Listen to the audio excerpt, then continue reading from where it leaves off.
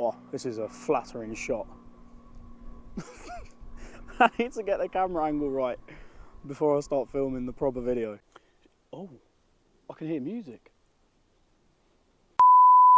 Alright, shaggers.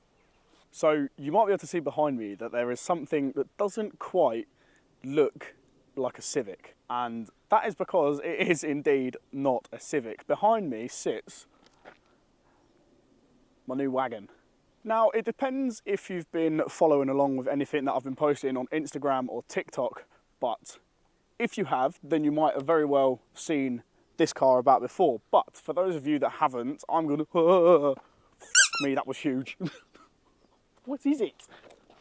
Like a f***ing dragon. Anyway, back to the purpose. This is my new, to me, 2012 BMW E91 318D. Now, it's a 2-litre diesel, and it is an absolute wagon, but I know that some of you are going to be out there thinking, why on earth are you stood behind a 318D making a video and not the Civic?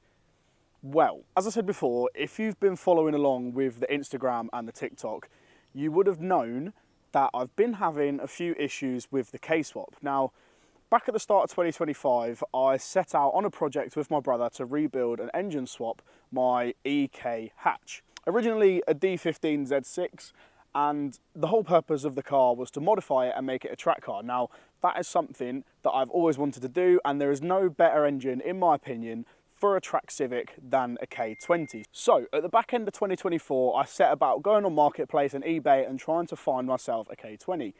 After getting hold of one in October, November time, we went through the whole process of pulling everything apart, stripping it down and rebuilding it, which is all something that you can see over on TikTok and Instagram if you want to see that. Now, when I say we stripped it down and rebuilt it, we didn't go into the bottom end because we are not engine builders. This is the first time that we've ever pulled an engine apart, had it on an engine stand and looked at it and tried rebuilding it.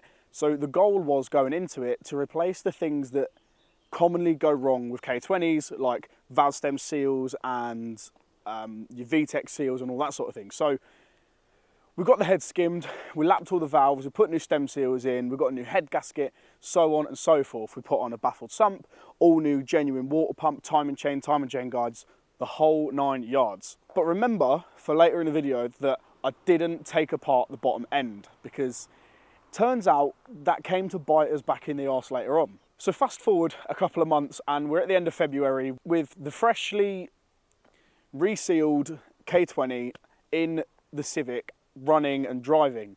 I got my mate James to do my exhaust for me. He fabricated a full 3-inch stainless system for me and it turns out absolutely sexual. I'll insert a sound clip here of just how it sounds and I absolutely love it.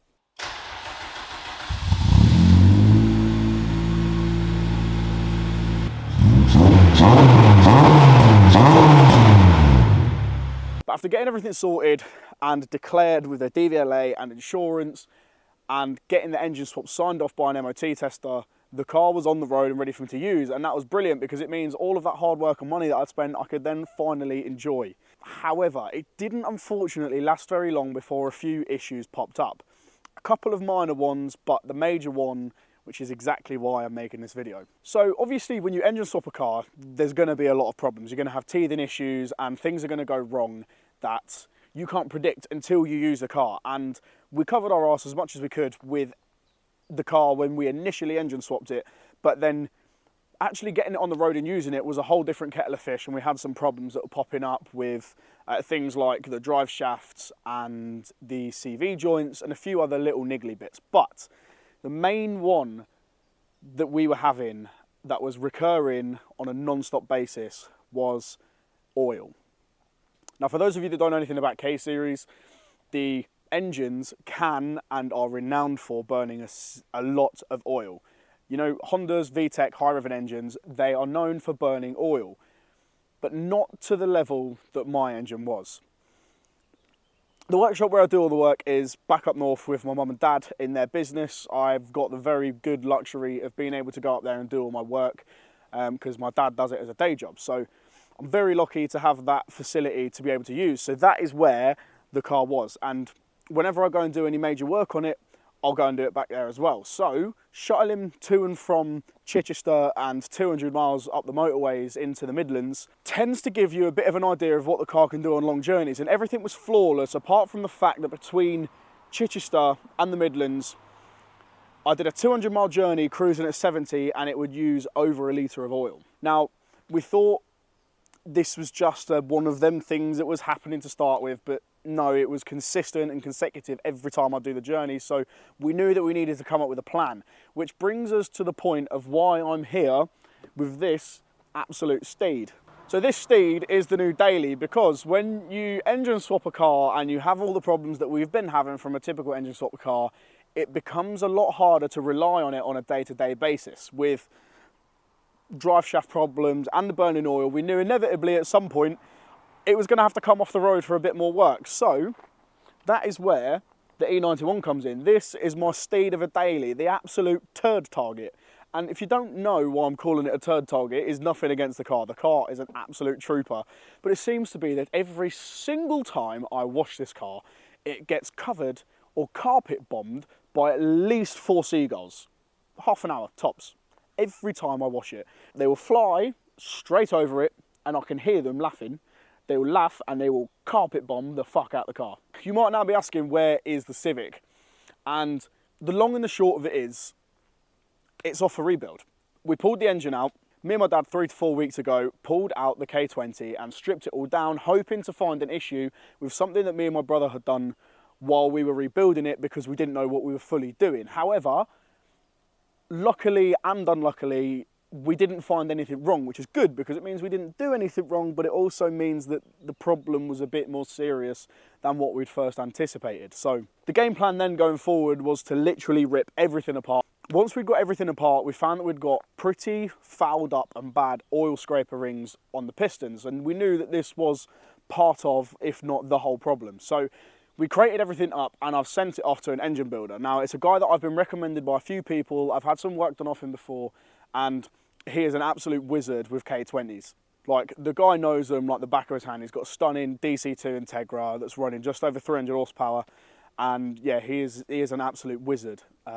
So big shout out to Joe Rudd. He pointed me in his direction when I was initially doing the K-swap, and then it's come into fruition now as well because we've now sent the engine off to him and he's working his magic. So you might be thinking, is it going to be going back to get the standard? And the answer to that is no. We are making a few slight changes that will give us that little bit better performance for when the K20 is back. Now, everything's been sent off to the machine shop. It's been cleaned up. The combustion chambers have all been cleaned. The valves have been cleaned. They've all been relapped. There's been new stem seals, new collets, new retainers, new head gasket, all new seal kit.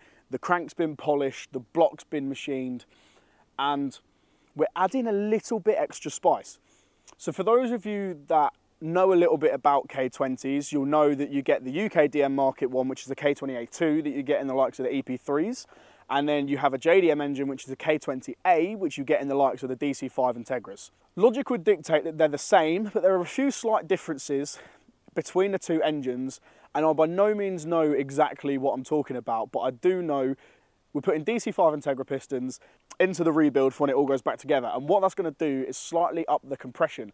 We'll go from a stock 11.1 to 1 compression with the K20A2 setup, versus with the DC5 Integra pistons, we'll go to an 11.5 to 1 compression ratio, which I've been told should help us make that little bit more power.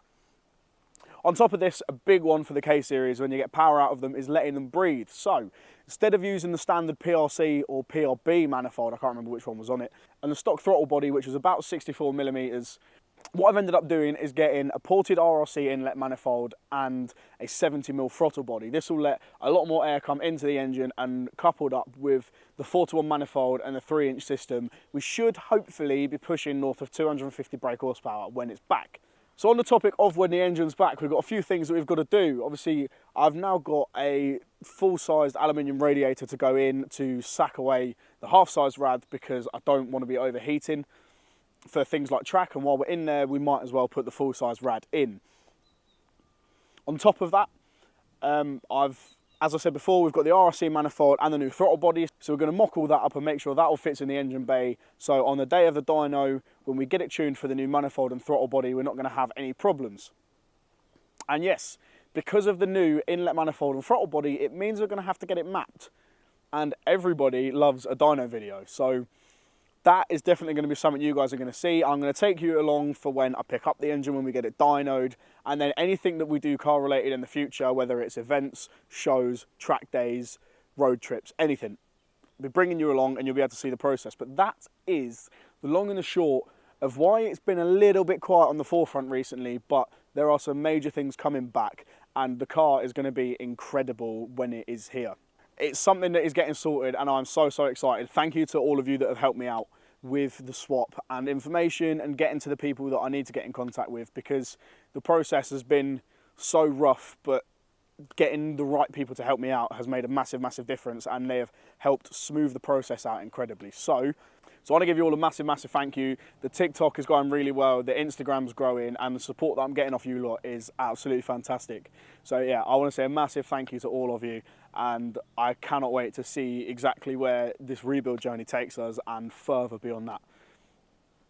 So I hope you all have a fantastic morning, day, evening, week, whatever it is you're doing. Stay safe, and I appreciate you massively. See you in a bit.